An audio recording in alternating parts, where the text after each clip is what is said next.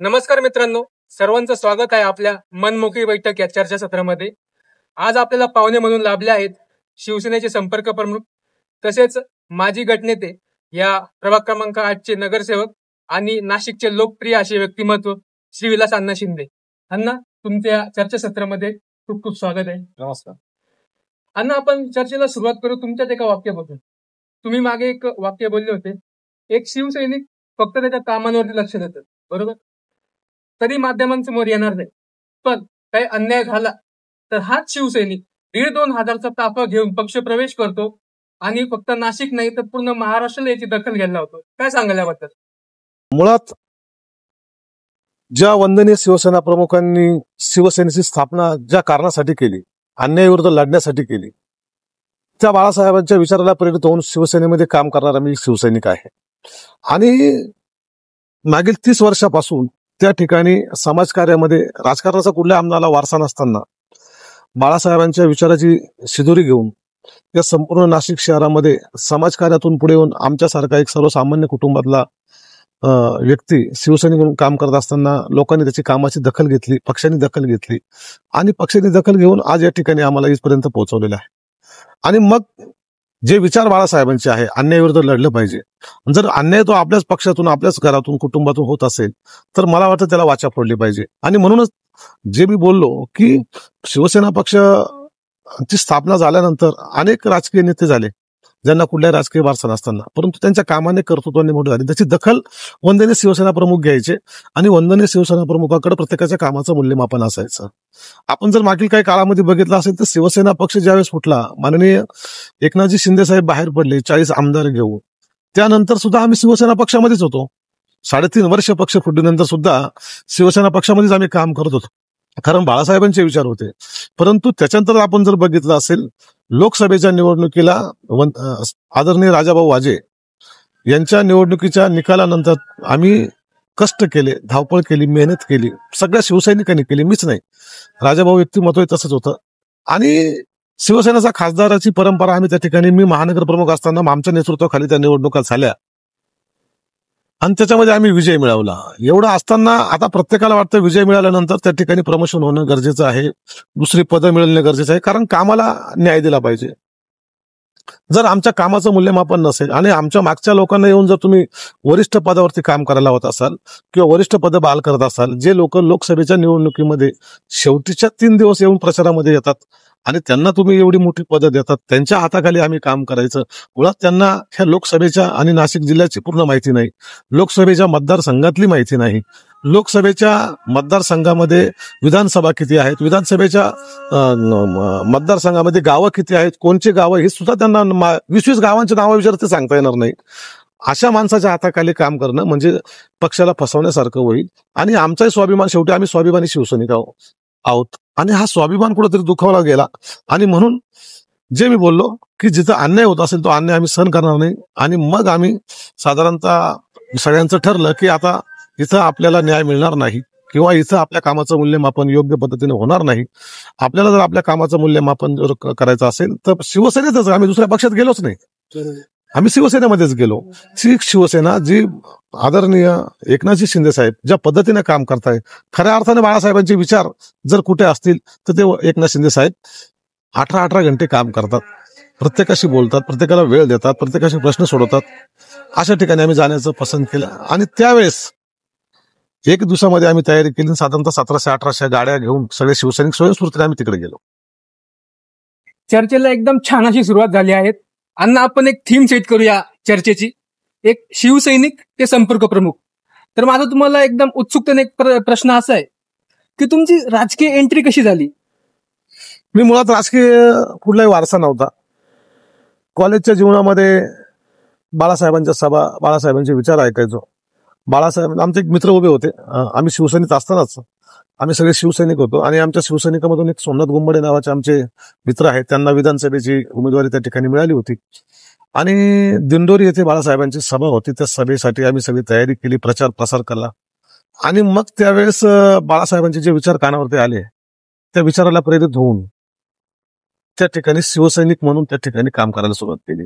त्याच्यानंतर मग लोकसभेच्या निवडणुका आल्या, त्यावेळेस राजाभाऊ गोडसे खासदार होते आमच्या पक्षाचे. जिल्हा प्रमुख ते होते आणि त्यांचे लोकसभेच्या निवडणुकीच्या माध्यमातून प्रचाराला सुरुवात केली. एक शिवसैनिक म्हणून प्रचार करायचो, पण असं वाटलं नव्हतं कधी की आपल्याला कुठलं पद हवंय किंवा कुठल्या पदाची अपेक्षा आहे. असे कुठल्या अपेक्षा ठेवून आम्ही काम केलं नाही. आणि मग करता करता करता त्या कामाची आवड लागली, बाळासाहेबांचे विचार पडले. ते विचार घेऊन मग कोणाचे कॉलेजचे प्रश्न असतील, लाईटचा प्रश्न असेल, ऍडमिशनचे प्रश्न असतील, हॉस्पिटलचे प्रश्न असतील, ते प्रश्न आम्ही सहज सोडू लागलो शिवसैनिक या नात्याने. आणि मग त्याच्यामध्ये लोकांचाही फ्लो वाढायला लागला का इथं गेल्यानंतर हे मुलं मदत करतात, हे शिवसैनिक मदत करतात. आणि मग ते असं करता करता करता करता पक्षाने पद द्यायला सुरुवात केली. मग शाखा प्रमुखाला मी 95 साली शाखा प्रमुख झालो. 95 साली? येस, मी 95 ला शाखा प्रमुख झालो. शाखा प्रमुख झाल्यानंतर 97 ला पहिली निवडणूक आमच्या प्रभागामध्ये, म्हणजे 92 ला पहिली निवडणूक झाली. त्यावेळेस अपक्ष नगरसेवक होते सौ लता दिनकर पाटील, ह्या शिवसेनेच्या आणि सगळ्या पक्षांच्या बळावरती इथं स्थानिक पातळीवरती आम्ही त्यांना नगरसेवक झाल्या. त्याच्यानंतर 97 ला पहिला नगरसेवक या ठिकाणी शिवसेनेचा दशरथ पाटील या नावाने आम्ही सर्वांनी त्यांना नगरसेवक म्हणून तिकीटही मिळालं आणि त्यांना निवडून आणलं. आणि मग नगरसेवक शिवसेनेचा पहिला या भागात झाल्यानंतर काम करायला सुरुवात झाली. आणि बघता बघता बघता अनेक पदापर्यंत मग मी शाखा प्रमुख, वॉर्ड प्रमुख, दुसरी निवडणूक आली 2002 ची. तिथे आम्ही पहिला प्रभाग असा होता का तिथे 3चा प्रभाग होता यावेळेस. त्यावेळेस तिन्ही नगरसेवक त्यावेळेस शिवसेनेचे आम्ही निवडून आणले. मग त्याच्यामध्ये सुरेश गायकवाड, परत आमच्या दोंदे ताई होत्या, शोभाताई दोंदे आणि दशरथ पाटील, असे तिन्ही नगरसेवक शिवसैनिकांच्या जोरावरती या ठिकाणी निवडून आले. त्याही वेळेस तेव्हापासून हा शिवसेनेचा बालेकिल्ला झाला. आणि बालेकिल्ला झाल्यानंतर या ठिकाणी साहजिकच आहे, नाशिक महानगरपालिका असेल किंवा राज्याच्या माध्यमातून आमदार खासदार असतील, त्यांचे खासदार असतील, केंद्राच्या माध्यमातून अनेक निधीची उपलब्धता होत गेली. त्यांना आम्ही प्रश्न विचारायला लागलो, त्यांच्याकडे आम्ही कामं घेऊन जायला लागलो आणि ते प्रश्न सुटायला लागले. आणि सहज सुटूनच मग वेळोवेळी आंदोलनं केले असतील, वेळोवेळी आम्ही मोर्चे काढले असतील. जे एक शिवसैनिकाला अभिप्रेत आहे ते काम आम्ही आतापर्यंत केलेलं आहे. आणि आजपर्यंत मग शाखा प्रमुख, आणि सर्वात पहिले 97 साली मला निवडणुकीची संधी आली, परंतु निवडणूक लढण्याची. परंतु त्यावेळेस हा प्रभाग जो आहे हा श्री राखीव झाला. आमच्या माझी धर्मपत्नी होती, तिला मी सांगितलं तू निवडणुकीची तयारी कर. पण परंतु तिला कुटुंबात जास्त रस असल्या कारणाने त्या सगळ्या परिवारात तिने नकार दिला आणि म्हणून त्या ठिकाणी ती निवडणूक मी लढू शकलो नाही. परंतु स्वतः निवडणूक लढण्याची संधी मला 2012 वंदनीय शिवसेना प्रमुखांच्या आशीर्वादाने प्राप्त झाली. माझ्यासारख्या शिवसैनिकाला पहिल्यांदा निवडणुकीचं तिकीट काय असतं हे माझ्या हातामध्ये आलं. आणि निवडणुकीचं तिकीट कुठला अनुभव नाही, निवडणुकीचं तिकीट घेतलं, फॉर्म भरायचा कसा हे सुद्धा माहित नाही. परंतु आमचे गंगापूर गावातील किंवा प्रभागातील जेवढा मित्र परिवार आहे, नातेवाईक आहेत, सहकारी आहेत, जे लहानपणापासून माझ्या सोबत राहिलेले आहेत, या सगळ्यांनी सहकार्य केलं. आणि माझ्यासारखा सर्वसामान्य कुटुंबातला एक शिवसैनिक म्हणा किंवा सामान्य कुटुंबातला एक सदस्य म्हणा, तो नगरसेवक होण्याचा, नाशिक महानगरपालिकेचा नगरसेवक होण्याचा मान मिळाला. आणि मग एवढी मोठी जबाबदारी ज्यावेळेस नागरिकांनी, मित्रपरिवाराने, मतदारांनी, पक्षांनी मला दिली आणि मग तेव्हापासून काम करायला सुरुवात केली. जरी नगरसेवक झाला म्हणून हवेत जाऊन काही अर्थ नाही, मला त्या जबाबदारीचं भान होतं, कारण मी संघर्षातून आलेला कार्यकर्ता आहे. आणि सहज मला काही कुठलं पद मिळालं नाही, कारण माझ्या कामातून ते मला मिळालेलं आहे. आणि ते टिकवायचं कसं, जर टिकवायचं असेल तर त्याच्याशी कसं वागलं पाहिजे, कसं काम केलं पाहिजे, हे अनेक काही लोकांकडनं चांगल्या गोष्टी घेण्यासारख्या असतात, काही वाईटही असतात. ज्या चांगल्या असतात त्या घ्यायच्या, ज्या चुकीचं असेल त्या सोडून द्यायच्या आणि आपला मार्गक्रमण करत राहायचं.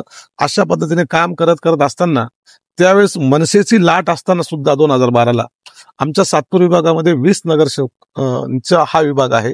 या 20 नगरसेवकांच्या विभागामध्ये मी एकटा नौखा नगरसेवक शिवसेनेचा निवडून आलो. कौतुकाची गोष्ट आहे अण्णा. तुम्ही खूप कमी वयात राजकारणात आले आणि खरं तर प्रवास करून इतक्या पुढे आले. जसं तुम्ही उल्लेख केला मित्रपरिवार या सर्व गोष्टींचा. माझा प्रश्न असा आहे की राजकारणात तुम्ही आले, तुमच्या फॅमिली सपोर्ट बद्दल काय सांगाल? कारण की कुटुंबाशिवाय एखादा व्यक्ती घडूच शकत नाही, तर कसा तुम्हाला सपोर्ट केला त्यांनी?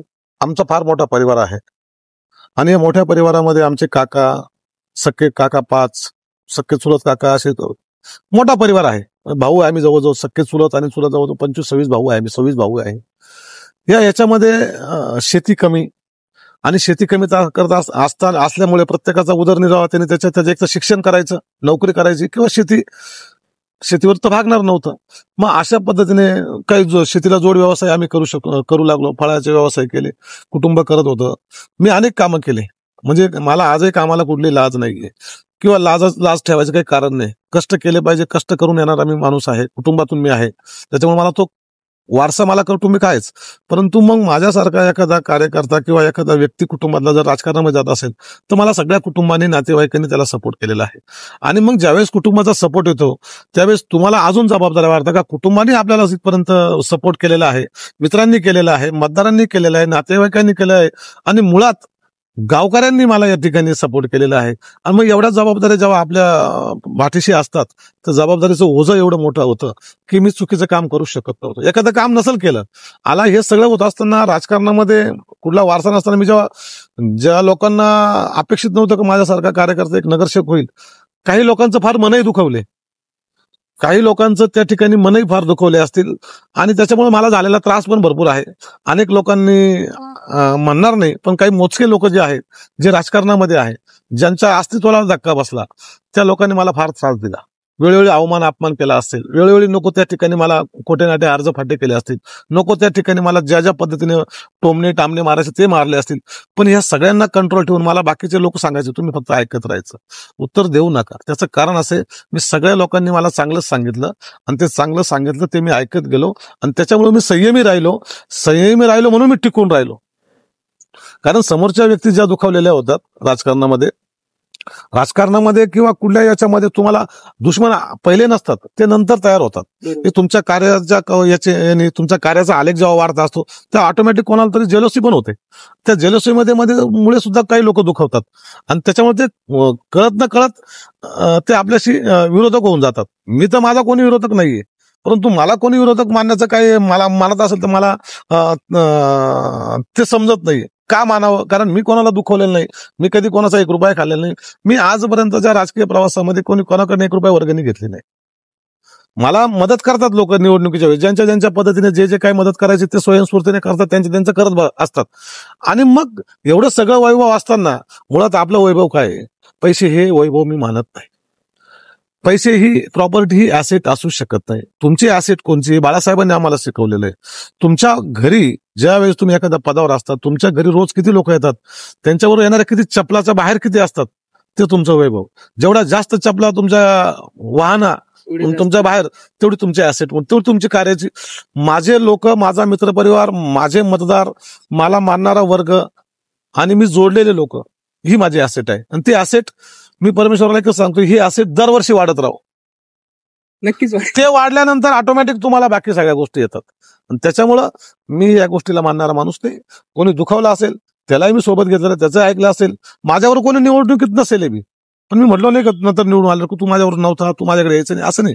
उलट त्याला मी पहिले प्राधान्य, ये बाबा तुझं काय काम आहे, तू नाराज होऊ नको, ह्या वृत्तीचा. कारण हे संस्कार मला कुटुंबाकडून आलेले आहे, हे संस्कार मला मित्रपरिवाराकडून, नातेवाईकांकडून आलेले आहे. हे संस्कार माझा जो प्रभाग आहे, जो गाव आहे, 2 गाव आहे आमच्या, आनंदोली आणि गंगापूर. आम्ही जरी नाशिक महानगरपालिका क्षेत्रामध्ये येत असू, परंतु या दोन्ही गावांना एक वेगळा वारसा आहे, वैचारिक वारसा आहे, कौटुंबिक वारसा आहे, सामाजिक वारसा आहे. आणि हा सगळा वारसा जोपासण्याचं काम आम्ही करतोय. अण्णा, तुम्ही माझ्या एका प्रश्नाचं उत्तर निगडीत तुम्ही देऊन टाकलं की राजकारणात येणं कठीण असतं, त्यापेक्षा कठीण असतं त्यात टिकून राहणं. त्याबद्दल तुम्ही 2 शब्द एक विस्तारात नक्कीच. तुम्हाला हे बघा, आता जर तुम्ही तसं म्हणजे लाटा येतात लाटा जातात. मनसेच्या लाटेमध्ये 40 नगरसेवक त्या ठिकाणी शिवसेनेचे आले, मनसेचे निवडून आले. त्यानंतर त्यावेळेस मी एकटाच आमच्या विभागामध्ये नगरसेवक होतो. परंतु मी नगरसेवक असताना सुद्धा मला इतर जे काही पक्ष होते त्यांनी मदत केली आणि त्या मदतीने मी त्या प्रभागाचा सभापती सुद्धा होऊ शकलो. सभापती होण्याची मला संधी मिळाली आणि सभापती झाल्यानंतर अजून माझी त्या ठिकाणी काम करण्याची पद्धत, मला संधी मिळाली. त्याच्यामुळे माझी पद्धत बदलली आणि संपूर्ण विभागामध्ये मी काम करू लागलो शिवसैनिक म्हणून. जिथं जिथं आमचे नगरसेवक पराभूत झाले, जिथं जिथं आमचे शिवसेनेचे पदाधिकारी होते, ते काही त्यांच्या प्रभागातले जे प्रश्न घेऊन यायचे ते प्रभाग सभापती म्हणून त्या ठिकाणी मी सोडू शकलो. आणि मग त्याच्यामुळे शिवसेनेचं कार्य त्या ठिकाणी वाढत गेलं. परत पुन्हा एकदा सातपुरा शिवसेनेचाच बालेकिल्ला होता. एकेकाळी 13 नगरसेवक त्या ठिकाणी शिवसेनेचे होते. 2007ला 1997ला 13 नगरसेवक शिवसेनेचे होते आणि 2012ला 1 नगरसेवक बी शिवसेनेचा. ते थोडस मनसेची लाट या सगळ्या लाटेमध्ये जात आणि आम्ही काम परत उभं केलं.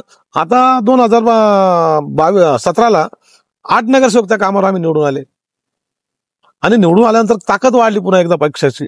आणि मग अशा वेळेस त्या ठिकाणी तुम्ही जेव्हा काम करता त्यावेळेस लाटाबिटा लोक बघत नाही, लोक काम करणाऱ्या कार्यकर्ता बघतात.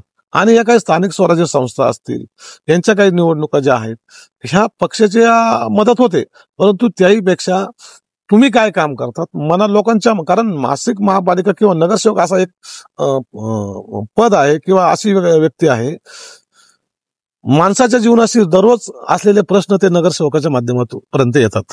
एक असं खासदार आमदारांकडे लवकर नागरिकांचं काम पडत नाही, परंतु नगरसेवक हा जन्मापासून तर मृत्यूपर्यंत जी जी जबाबदारी असेल, मूलभूत सुविधा असतील, त्याच्याकरता नगरसेवक हा लागतो. आणि नगरसेवक हा प्रत्येकाच्या घराघरामध्ये मनामनामध्ये वैयक्तिक लोक त्याला ओळखतात, वैयक्तिक लोक त्याचं काम बघतात, त्याचं चारित्र्य बघतात, त्याच्यानंतर तुमच्यावरती काही ऍलिकेशन्स आहेत का ते बघतात आणि मग मतदान करतात. लोक पैसे सहज उसने देतील, परंतु मतदान देताना जो मतदार आहे तो फार गोष्टींचं बारीक निरीक्षण करून मतदान त्या ठिकाणी आपलं नोंदवतो, कारण ते स्वतःचा लोकप्रतिनिधी त्या ठिकाणी निवडत असतात. आणि माझ्या प्रभागातले जर बोलायचं झालं तर माझ्या प्रभागातला हा प्रत्येक नागरिक, प्रत्येक मतदार हा एक वेगळी विचार क्षमता त्यांच्याकडे आहे. त्यांना एक वेगळा विचार, म्हणजे त्यांना ज्या पद्धतीचा लोकप्रतिनिधी पाहिजे त्या सगळ्या साच्यामध्ये बसूनच ते मतदान करतात. आणि मग आमच्या नागरिकांना काय अपेक्षित आहे त्या पद्धतीने आम्ही त्या ठिकाणी काम करण्याचा प्रयत्न करतो. आणि म्हणून 2017च्या निवडणुकीमध्ये नाशिक महापालिकेमधला एकमेव प्रभाग असा आहे, प्रभाग क्रमांक 8, जिथं मी 2012ला केलेलं काम नगरसेवक असताना लोकांच्या मध्ये जाऊन केलेलं काम, लोकांचा विश्वास संपादन करून लोकांना अपेक्षित असलेलं केलेलं काम, याची पावती म्हणून नागरिकांनी 4 नगरसेवक, माझ्या विश्वासावरती 4 नगरसेवक त्या ठिकाणी, माझ्या कामाच्या जोरावरती 4 नगरसेवक या ठिकाणी निवडून आलेले आहेत. आणि मग मतदारांना काय अपेक्षित आहे तर मतदारांना हे सगळ्या गोष्टी, ह्या क्वालिटी त्या लोकप्रतिनिधी नगरसेवकांनी पाहिजे, त्या क्वालिटी मेंटेन करायचं काम आम्ही करतो. म्हणून लोक आम्हाला त्या ठिकाणी आमच्या पाठीशी आहेत. बरोबर. जो माणूस आपल्याला रोज दिसतो, जो आपल्या समस्या जाणून घेतो, सुखादुःखात येतो, तोच आपला खरा नगरसेवक.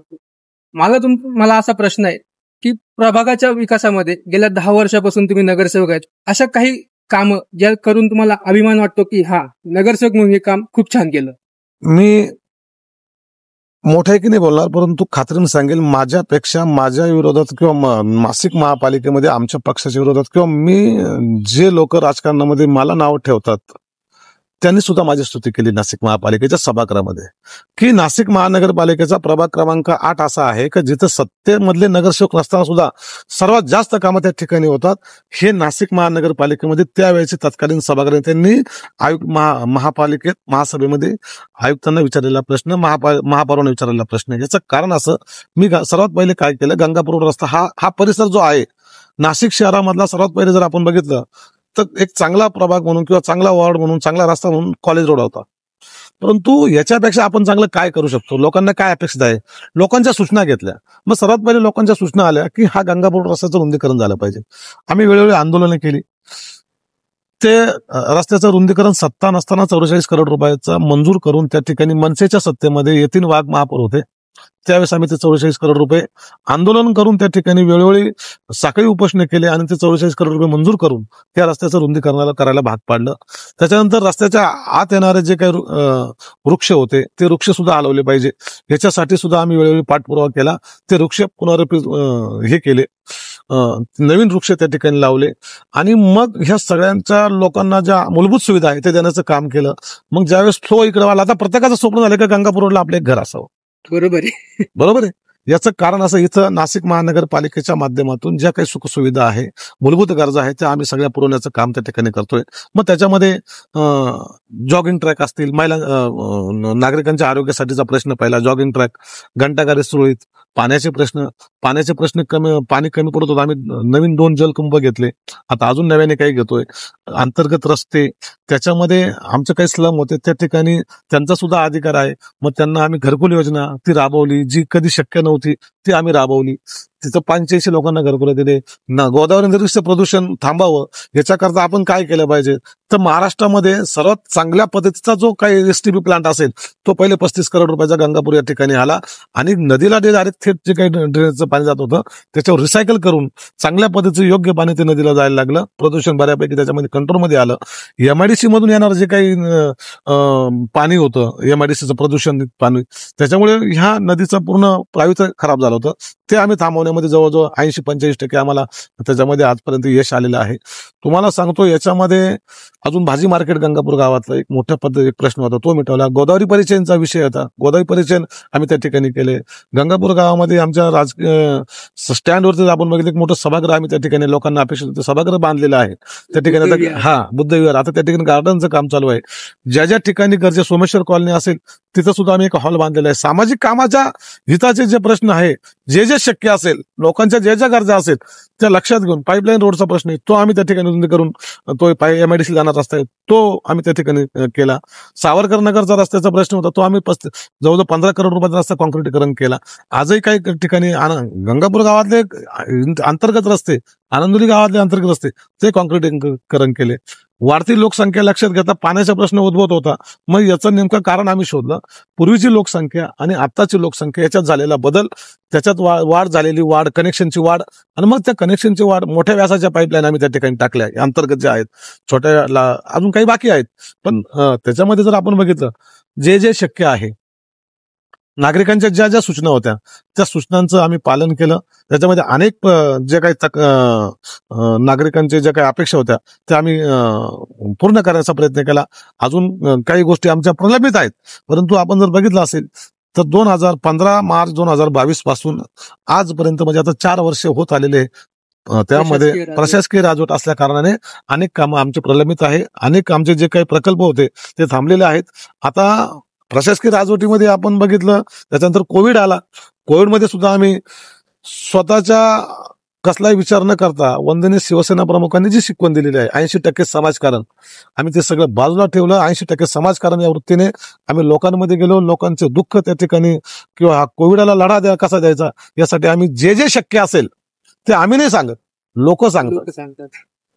आम्ही म्हणजे बोललं नाही पाहिजे, पण आम्हाला जे आमचा लोकप्रतिनिधी म्हणून एक शिवसैनिक म्हणून जे कर्तव्य आहे ते सगळं आम्ही त्या ठिकाणी केलेलं आहे.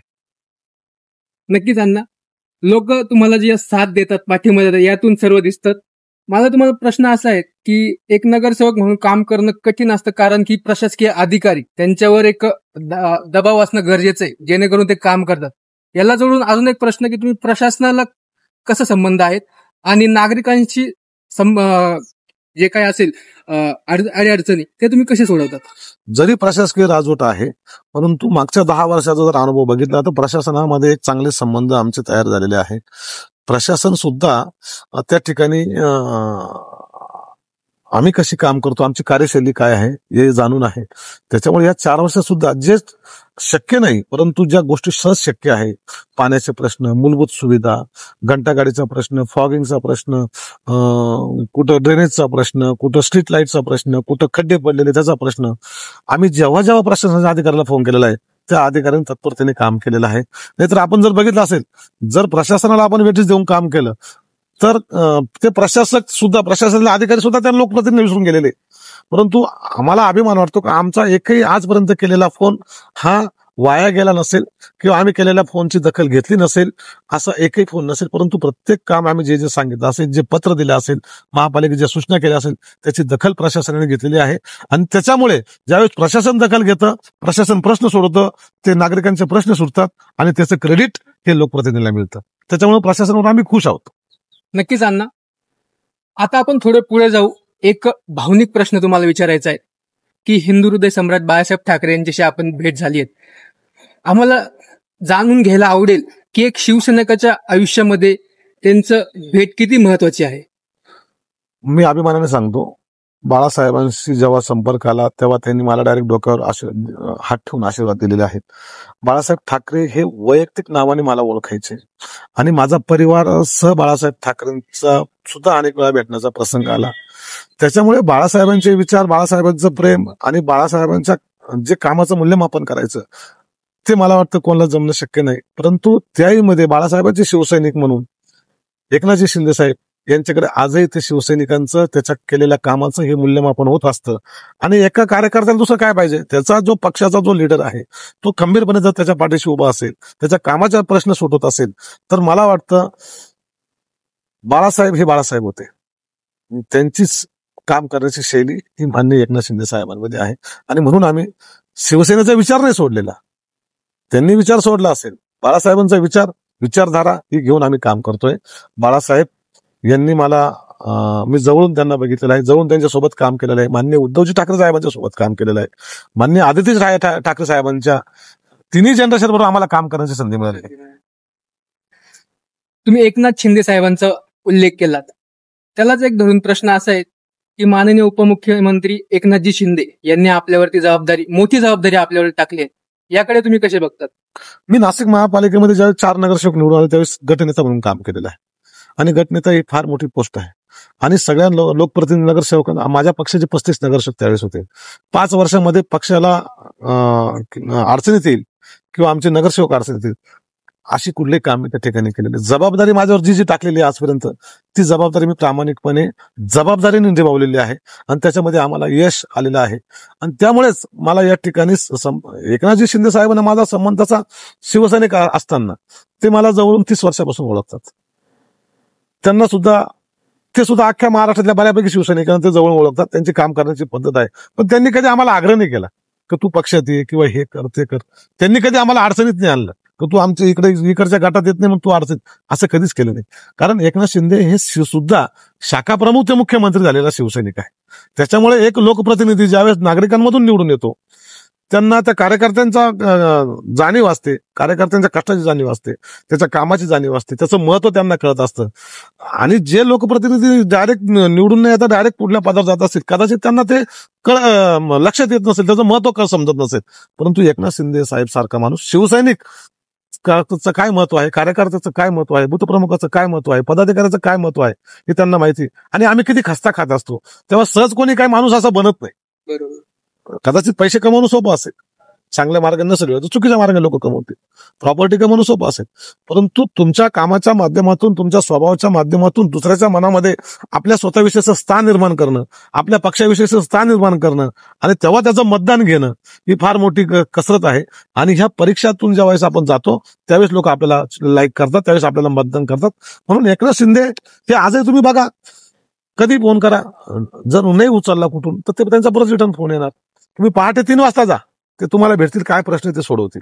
सगळे त्यांच्याकडचे व्हिजिटर संपल्याशिवाय ते झोपायला जात नाही. ही शिवसैनिकाची क्वालिटी, ही शिवसैनिकाची क्वालिटी. छान असं तुम्ही उत्तर दिलं. मी तुम्हाला मागच्या वर्षीचा एक घटनाक्रम सांगतो. 2024 ची लोकसभा निवडणूक होती. खासदार राजाभाऊ वाजे या ठिकाणी उभे होते. त्यांच्या प्रचारासाठी तुम्ही फिरत होतात, अगदी अग्रसरपणे फिरत होतात. त्यानंतर विधानसभा आली. आम्ही एक व्हिडिओ पाहिला ज्यामध्ये वसंत गीते असेल आणि सुधाकर बडगुजर यांना तिकीट भेटलं. सर्वात जास्त आनंद तुमच्या चेहऱ्यावर दिसत होता. त्यांचा प्रचार तुम्ही केलात. म्हणजे ही वृत्ती जी आहे तुमच्यामध्ये, जी बघण्यात मिळाली की पक्ष पहिले मी नंतर, याबद्दल तुमचं काय मत आहे? खरं तर हे बघा, मी त्याला तिकीट मागू शकलो असतो, परंतु आपणच जी पक्षाची जो फुटला, ते पक्षाची जी वाताहत झाली, त्यावेळेस कुठंतरी स्थिर स्थावर होणं गरजेचं होतं.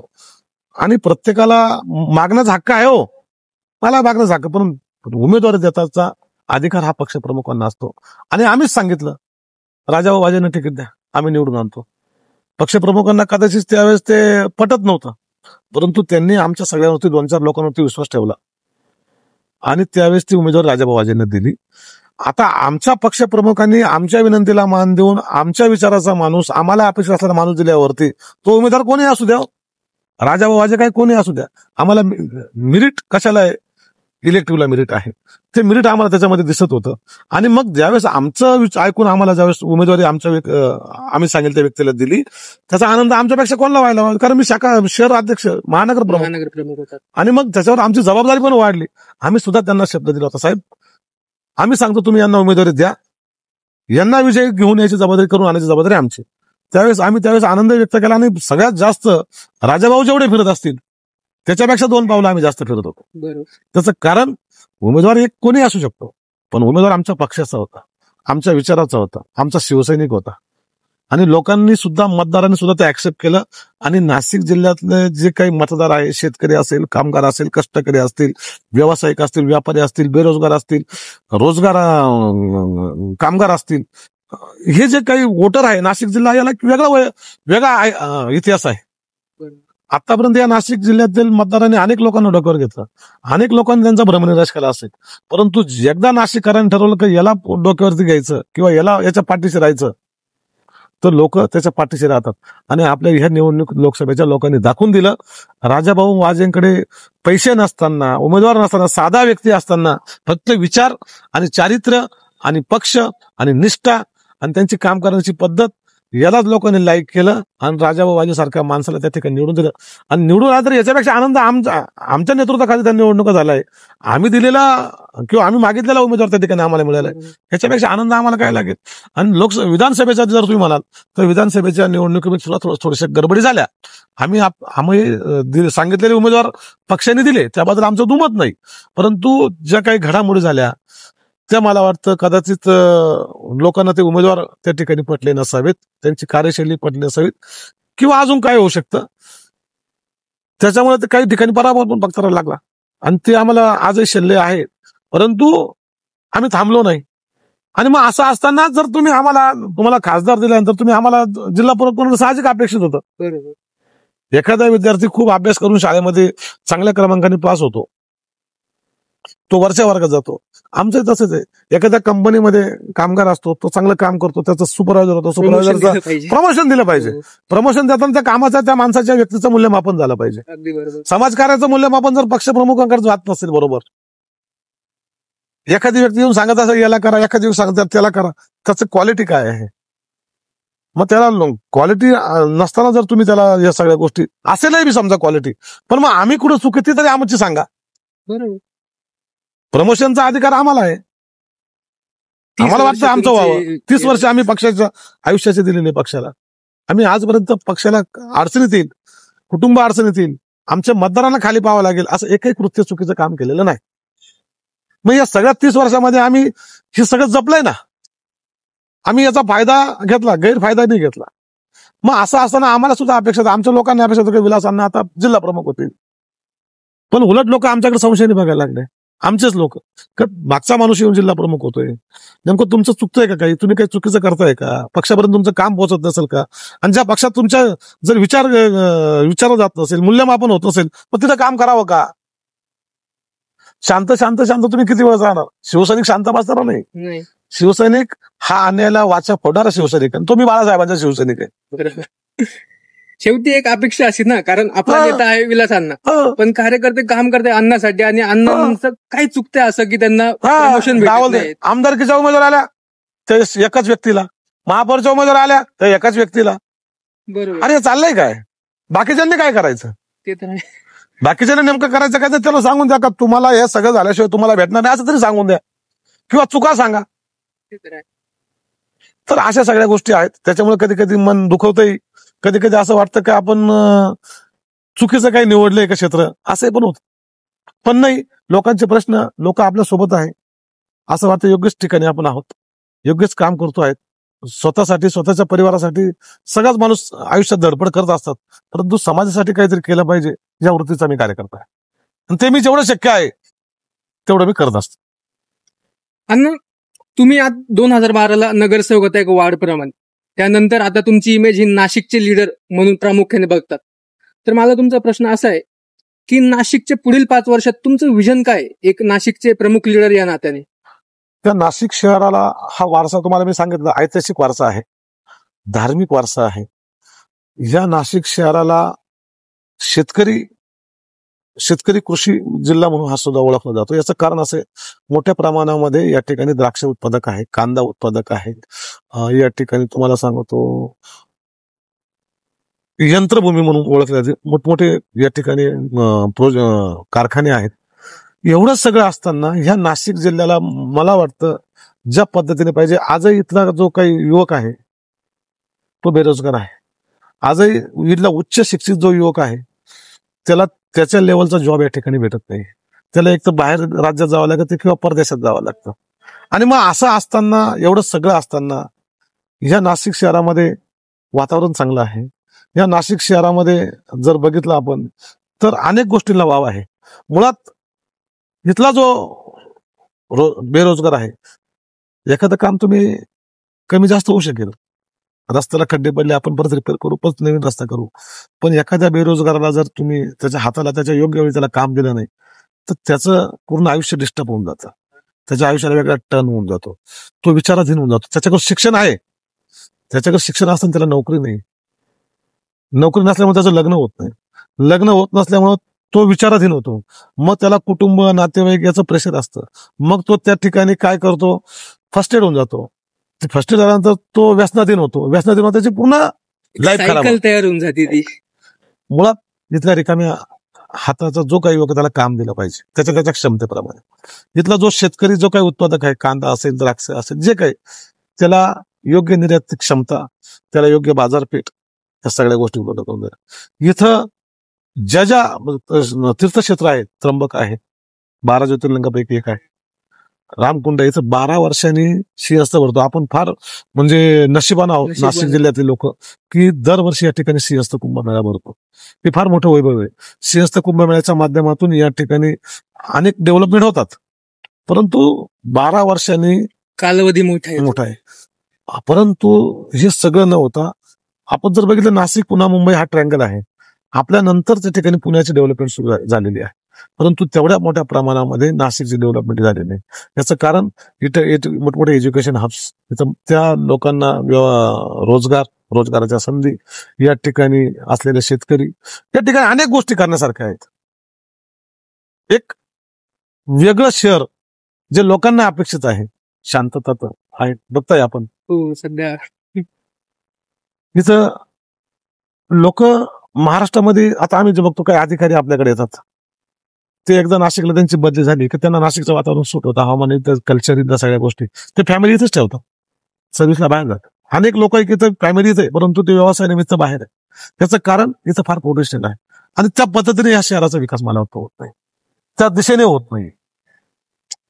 अण्णा, पुढचा प्रश्न असा आहे की कार्यकर्त्यांची गर्दी नेहमी तुमच्या अवतीभोवती दिसते. या कार्यकर्त्यांच्या प्रेमाबद्दल, त्यांच्या पाठिंब्याबद्दल काय सांगाल? मुळात मी मगाच सांगितलं तुम्हाला, या प्रश्नाचं उत्तर ऑलरेडी दिलेलं आहे. आपण जेव्हा चांगलं काम करतो, चांगलं पेरलं तर चांगलं उगवेल. मी शेतकरी कुटुंबातून आलेलो आहे आणि मला चांगले संस्कार, चांगले विचार घेऊन जाण्याची पहिल्यापासून सवय. तुम्ही ज्यावेळेस कार्यकर्ते म्हणणार नाही, परंतु जे माझं काही सर्कल आहे ती माझी ऍसेट आहे, जे माझे मतदार आहे ते माझे ऍसेट आहे, आणि आपण चांगलं काम केलं तर नक्कीच ते आपल्याला आपल्या पाठीशी असतात. आपण चुकीचं काम केलं तर त्याच पद्धतीने ते आपल्याला ट्रीट पण करतात. त्याच्यामुळे चांगलं काम करणं, चांगली दिशा देणं, आलेल्या माणसाची जे काही समस्या असतात ते सोडवणं, ऑटोमॅटिक तुम्हाला ते माणसं जोडत जातात. जोही माणूस आपल्याकडे काम घेऊन येत असेल किंवा कुठल्या त्याची अडचण घेऊन येत असेल, तक्रार घेऊन येत असेल, त्याच्या समस्या घेऊन येत असेल, त्या आपण मनापासून जर सोडवल्या आणि त्याचं जर ते काम झालं तर त्याला आहे ना, त्याच्या चेहऱ्यावर जे काही उत्साह येतो, आनंद येतो, ती आपली कमाई, आणि त्याच्यामुळे तुम्हाला ते ऑटोमॅटिक ते तयार होऊन जातं. अण्णा, एक मजेशीर आपलं एक इंटरव्ह्यूचा पार्ट आहे, रॅपिड फायर, ज्यामध्ये मी तुम्हाला प्रश्न विचाराल आणि तुम्हाला एका वाक्यात उत्तर द्यायचे. पहिला प्रश्न असा, विलास अण्णा शिंदे यांचा आवडता नेता कोण? नंबर 1, एकनाथजी शिंदे, अजितदादा पवार, देवेंद्र फडणवीस की उद्धवसाहेब ठाकरे? तुम्ही जे नावं सांगितले त्यांनी आयुष्यामध्ये प्रत्येकाने त्यांच्या कामाच्या माध्यमातून ते इथपर्यंत पोहोचलेले आहेत. सहज कोणी मुख्यमंत्र्याच्या लेवलपर्यंत पोहोचत, सहज कोणी महाराष्ट्राचा नेता होऊ शकत नाही. ते प्रत्येक फार मोठे नाव आहेत, परंतु त्यातली त्यात मी तुम्हाला सांगेल की एकनाथ शिंदे साहेब लोकांना जे अपेक्षित आहे, पाणी असू द्या, दुष्काळ असू द्या, पूर परिस्थिती असू द्या, कोणाचाही प्रश्न असू, स्वतः जाऊन त्या ठिकाणी थेट त्या माणसापर्यंत पोहोचतात. रात्री 3 वाजेपर्यंत तुम्ही केव्हाही जा, त्यांना ते तुम्हाला भेटतात. 4 वाजेपर्यंत तुम्हाला भेटतात, तुमची अडचण सोडवतात. आणि मग एका माणसाला, एका कार्यकर्त्याला काय अपेक्षा आहे, जो वेळोकाळी त्याच्या पाठीमागे उभा राहील, त्याचा प्रश्न सोडेल, त्याचं काम करेल, अडचण सोडेल, एकनाथ शिंदे साहेब. दुसरा असा प्रश्न की विलास अण्णा शिंदे हे जेव्हा त्यांना मनोरंजन करायचं असतं तेव्हा काय बघतात? चित्रपट, क्रिकेट की सध्या चालू आहे रील्स? नाही, मी याच्या पलीकडे जाऊन ना तुम्हाला सांगेल, मी माझ्या मित्रपरिवारामध्ये माझा टाइम घालवतो. कारण मित्रपरिवारामध्ये बसून ज्या गप्पा गोष्टी, आनंद येतो ना, त्याच्यामध्ये एक एनर्जी येते. एक वेगळीच आणि मजा ती मजा असते, ती एनर्जी येते, ती एनर्जी जनरेट होते, क्रिएट होते असते. आणि मी मित्र परिवारामध्ये बसतो. मला जास्त आवडेल महापौर, आमदार की खासदार? हे बघा, मला मस्त वाटतं इतिहासाचा पंतप्रधान व्हावा, पण ते प्रत्येकाच्या नशिबात नसतं. आपण आपलं काम करत राहायचं, लोक ठरवतात तुम्हाला कुठं पाठवायचं. आणि लोकांना अपेक्षित असलेलं काम, मित्रपरिवाराला अपेक्षित असलेलं काम जर आपण केलं, मतदारांना अपेक्षित असलेलं काम केलं, तर ऑटोमॅटिक आपल्याला त्या पदावरती, त्याला लेवल प्रमाणे, लायक प्रमाणे आपल्याला पोहोचवतात. मला जिथे आमचे मतदार सांगतील, आमचे लोक सांगतील, तेवढं मी करेल. पदबिद माझ्यासाठी मॅटर नाही करत. काय मॅटर नाही. अण्णा, एक मजेशीर प्रश्न अजून एक. तुम्ही जर राजकारणात नसता तर काय असतात? मी एक चांगला व्यावसायिक असतो. ते तर आहे. आणि जर एक व्यावसायिक किंवा उत्कृष्ट शेतकरी असतो. अगदी. ज्या ज्या क्षेत्रामध्ये आपल्याला आवड आहे ना, ते क्षेत्र निवडणारा मी कार्यकर्ता आहे, ते क्षेत्र निवडणारा मी व्यक्ती आहे. आणि मला कोणी सांगितलं की हे करायचं नाही, पण मला जे आवडेल, मला जे पटेल आणि मी जे करतोय ते इतरांना जे पटेल ते काम करण्याचा प्रयत्न करतो. बरोबर. हा प्रश्न मला आत्ता म्हणत आलाय, कारण की मी तुम्हाला लहानपणापासून पाहतोय. विलास अण्णा 2012 मध्ये आम्हाला शर्ट पॅन्ट मध्ये दिसायचे, आता कुर्तामध्ये. शर्ट पॅन्ट वाले अण्णा की कुर्तावाला अण्णा, कोणते अण्णा तुमचे फेवरेट आहे? असं काही नाही. हे बघा, काय असतं, आपण समाजामध्ये काम करत असताना मी मागं सांगितलं, आपल्या लोकांना काय अपेक्षित आहे, त्यांचा लोकप्रतिनिधी कसा असावा, त्यांचा लोकप्रतिनिधीबद्दलच्या भावना काय आहे, त्या मेंटेन करण्याचं काम मी करतोय. त्याच्यामुळे मला असं काय असं वाटत नाही. लोकांना जसं अपेक्षित असेल तसं आपण राहायचं. अण्णा, खूप छान इंटरव्ह्यू होते. मला शेवटी तुम्ही आपल्या प्रेक्षकांना, नाशिककरांना तुम्ही काय या पॉडकास्टच्या माध्यमातून संदेश द्याल? मी एवढंच सांगेल की एक लोकप्रतिनिधी आपण जेव्हा निवडतो, त्या लोकप्रतिनिधीच्या सगळ्या क्वालिटी आपण बघा. तो कुठल्या पक्षाचा आहे, त्याची कार्यशैली काय आहे. कारण आपण 5 वर्षासाठी त्या व्यक्तीला निवडत असतो. आणि तो जर माणूस चुकीचा जर झाला किंवा आपल्याकडनं निवडला गेला, भावनेच्या भरात जर निवडला गेला, तर मला वाटतं त्या 5 वर्षामध्ये आपण जर आमचा प्रभाग बघितला ना तुम्ही, आमच्याकडे सगळ्या गोष्टी आहे. एखादं काम कमी असेल पण आमच्याकडे 0 क्राईम आहे. त्याचं कारण स्वतः तसं असायला हवं. आपण आपल्यापासून सुरुवात करूया. आणि मग ज्यावेळेस आपण एखादा चुकीचा व्यक्ती निवडतो, तर त्या परिसराची वाताहत होते, तिथं समस्यांचा डोंगर होऊन जातो, नागरिक त्रस्त होतात. फक्त एवढंच आहे का, लोकशाहीमध्ये या प्रक्रिया चालूच राहणार आहे. आज आहे काय, उद्या काय, भविष्यात आहे काय. जिथं लोकशाही आहे तिथं निवडणूक आहे, निवडणूक आहे तिथं निवडणूक, मतदार आहे म्हणजे उमेदवार आहे. मग तो उमेदवार चांगला निवडा, आपल्याला मनासारखा उमेदवार निवडा, त्याच्या पाठीशी उभे राहा आणि त्याच्याकडनं कामं करून घ्या. आणि ह्या शहराचा एकट्याचं काम नाही. ज्यावेळेस सगळेजण एक चांगल्या विचाराचे येतील, तेव्हा या शहराला, नागरिकांना अपेक्षा असलेले शहर तयार होईल. सर्वांचं प्रोसेस, नागरिक टू नगरसेवक. एक्झॅक्टली. अण्णा, खूप मजा आली. आणि हा इंटरव्ह्यू एंड होता होता मला काही धन्यवाद द्यायचे आहेत. या इंटरव्ह्यूसाठी अथक प्रयत्न करणारे आमचे बंधू श्री श्रेयस दादा शिंदे यांनी खरोखर मनापासून तुमच्याशी संपर्क साधून दिला, याबद्दल मी त्यांचं धन्यवाद करेन, कारण की त्यांच्याशिवाय हा इंटरव्ह्यू पूर्ण झाला नसता. तसेच आमचे बंधू रोशन दादा शिंदे यांचे मी या ठिकाणी आभार मानेल. तसेच वेळात वेळ काढून तुम्ही या ठिकाणी आमच्या चर्चेमध्ये सहभागी झालात आणि मेन म्हणजे मनमोकळ्या गप्पा मारल्यात, जे आपल्या चर्चासत्राचं नाव आहे, त्याबद्दल मी तुमचं मनापासून धन्यवाद करतो. नमस्कार.